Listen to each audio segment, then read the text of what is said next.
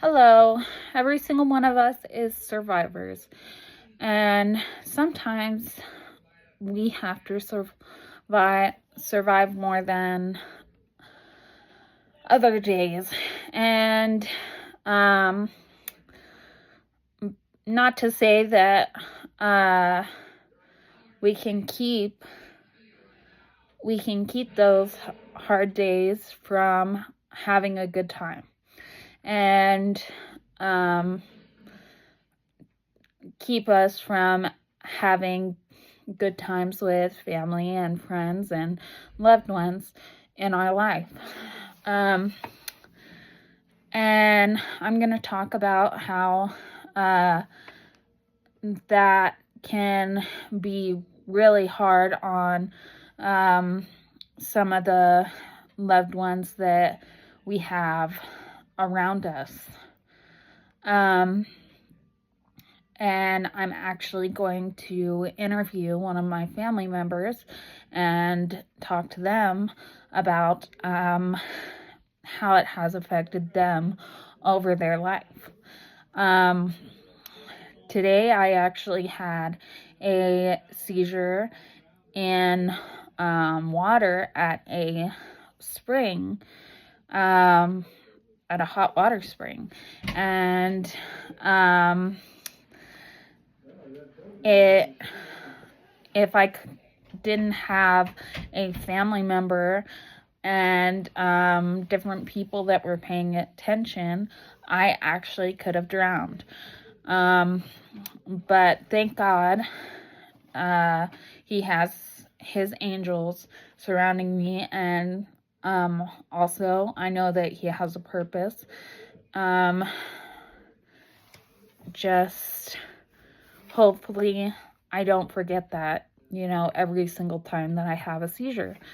And that can be a really hard thing as well, because every time that I have a seizure, you can look back on those times and be like, God, why? It's hard not to say, God, why?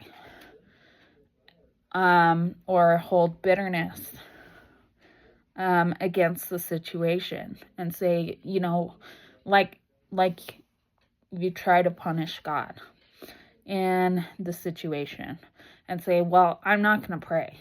I'm not going to surrender myself to God because he doesn't deserve what I have to give. And, but honestly, if you allow yourself to get in that situation, you are punishing yourself, because you are, you're pushing yourself away from the Almighty and the I Am and the one true God, the light of the world, and the thing that is shining down among each and every one of us, and knows that we do have troubles, and created each and every one of us to be individuals and to have a ministry and a testimony. It's how we choose to take this situation. So anyway, right now I'm going to go ahead and introduce the one who has been there through many situations,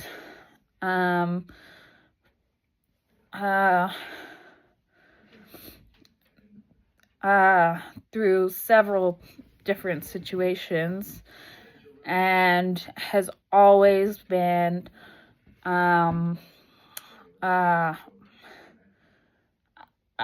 helped me overcome in those major problems. I mean, sometimes wherever I actually thought I was trapped and I thought I couldn't get out of those situations. She's always been a overcomer, and they've been major fears for her as well. So everybody, this is my mother, Valerie Vigil, and Hello. I hope you can welcome her with open arms. So, Mom, can you go ahead and start by telling us about what this day started with and how it kind of led into the seizure situation? Well, we went to Idaho Springs. Guess we're gonna keep saying throughout this whole deal. Sorry about that. So there we go. Idaho Springs here in Colorado. We drove up and went to the pool. There's a natural mineral pool there. So that's where we went. Looking forward to a great time, but always on guard.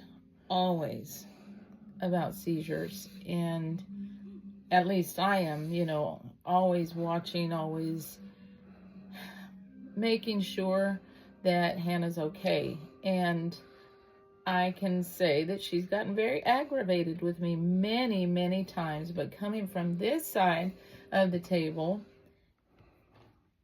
the concern that happens on the loved one's part, just knowing that something terrible could happen, because Hannah has had many injuries and she's been in the hospital several times and she's on a lot of medication. Right. And I also have to allow myself to understand that it can and probably has caused PTSD, from the past situation. It has caused PTSD because, for an example, one time I was in Mexico with my husband, with her dad, and Hannah was not with us. She was with someone else, and I heard a big thump, and I was in the room in the bed, and I jumped and was ready to run and help Hannah, but she wasn't with me, and I had to realize Hannah's not with me. But back to the story. So we were in Idaho Springs, and we were swimming, and Hannah was with her brother in a certain part of the pool, and I was on the other end, and so was her dad, Hannah's dad. And all of a sudden I heard this noise. So many times when a person has an epileptic seizure, they'll make a lot of noise. They'll yell, just groaning, different things like that, and it's a specific type of sound. And I heard, and it wasn't like, someone being in the pool and saying, yeah, like that. It was more like a sound of distress. And I looked over, noticed that my son Victor was trying to hold Hannah above the water, and all of a sudden it was such community.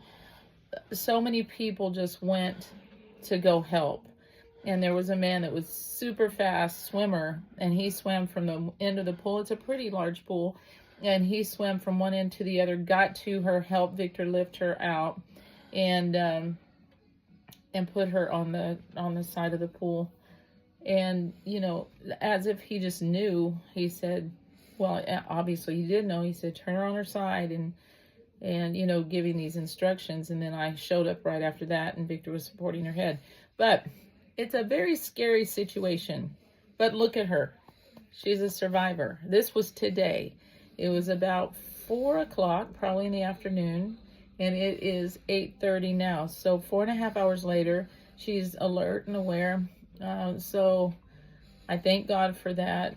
We're going to try to do more interviews and things like that on this channel about epilepsy, different things. But I do want to ask Hannah a question. So Hannah, what are you planning to do going forward to increase your ability to function and go forward, and as far as nutritionally, exercising, spiritually, different things like that? Do you have a plan that you're going to be sharing on this channel? I think that I will honestly just have to work my way up, and I do think that there will be a nutritional boost, because I know that whenever I go and I do like different things like juicing and different things like going gluten-free and stuff like that,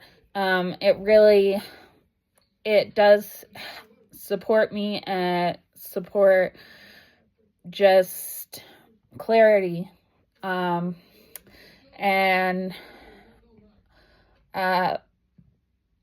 I'm trying to get to a point wherever I can support clarity of mind, and in the future, to wherever I will understand